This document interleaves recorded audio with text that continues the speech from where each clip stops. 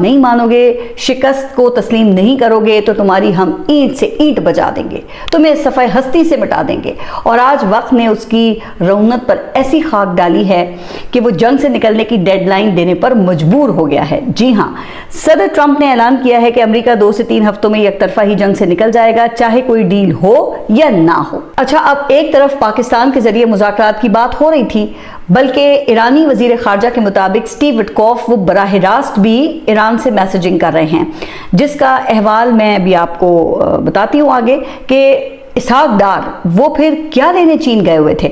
लेकिन अमरीकी सदर का कहना है कि ईरान के साथ मुज़ाकरात ज़रूरी नहीं और अमरीका अपनी मर्जी से जंग का खात्मा कर सकता है, चूँकि वाशिंगटन के पास ऐसे तमाम ऑप्शंस मौजूद है जिनके जरिए बगैर किसी मुआहदे के भी फौजी कार्रवाई रोकी जा सकती है। तो अब आप सोच रहे हैं ना कि ये अचानक ऐसा क्या हो गया, क्या ईरान का न्यूक्लियर मटीरियल वो अमरीका के हाथ लग गया है या ईरान ने मिसाइल प्रोग्राम अपना बंद करने का ऐलान कर दिया है। लेकिन जनाब, ऐसा कुछ भी नहीं हुआ है, क्योंकि ईरान आज भी अपने उसूली मौक़िफ़ पर डटा हुआ है, कायम है। लेकिन सदर ट्रंप के हवाले से लगता है कि अब उनकी बस हो गई है।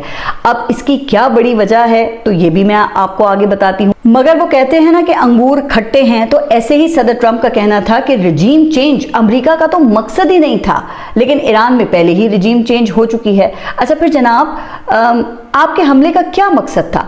तो अमरीकी सदर के मुताबिक फौजी कार्रवाई का असल मकसद ईरान को जोहरी हथियार हासिल करने से रोकना था, जो हासिल कर लिया गया है। वाह भाई वाह, क्या सादगी है कि लड़ते हैं और हाथ में तलवार भी नहीं। इसे कहते हैं खिसियानी बिल्ली खंबा नोचे। अभी एक दिन नहीं गुजरा, आप देखें कि यही सदर ट्रंप और इनकी टीम ये कह रही थी कि ईरान को अपना एटमी प्रोग्राम खत्म करने की जमानत देनी होगी, अपने पास मौजूद 460 किलोग्राम अफजूदा यूरेनियम को अमेरिका के हवाले करना होगा। अच्छा, फिर हमने देखा कि इस काम के लिए एक एयरबोर्न यूनिट को भी तैनात किया गया और ये कहा गया कि कमांडो एक्शन से ईरान की अफजूदा यूरेनियम को कब्जे में ले लिया जाएगा।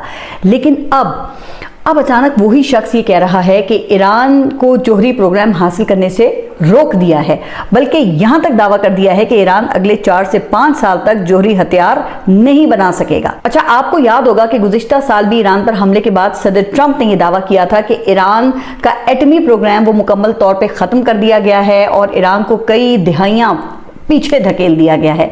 लेकिन फिर साल के अंदर अंदर ये दोबारा से एटमी हथियारों का वो हवा खड़ा कर दिया गया। तो अब यहाँ पे नोट करने वाली बात यह है कि गुज़िश्ता बरस के हमले के बाद ईरान के एटमी प्रोग्राम को कई दिहाइयों का नुकसान पहुंचाने का दावा किया गया था, जो इस बार कम होकर ये सिर्फ 4 या 5 साल हो गया है। अब जाहिर है ना कि इस बात के ऊपर फिर मीडिया ने पूछना था कि भाई ये फिर 5 साल के बाद क्या होगा। तो इस पर सदर ट्रंप का कहना था कि जब ईरान जोहरी हथियार बनाने के काबिल होगा तो अमेरिका में फिर मेरे जैसा कोई सदर आ जाएगा और नया सदर फिर ईरान को तबाह कर देगा। अब इससे आप अमरीकी माइंडसेट का अंदाजा कर सकते हैं कि किसी सॉवरेन कंट्री पर हमला करके उसे तबाह और बर्बाद करना, ये लोग तो जैसे कोई खेल तमाशा समझते हैं।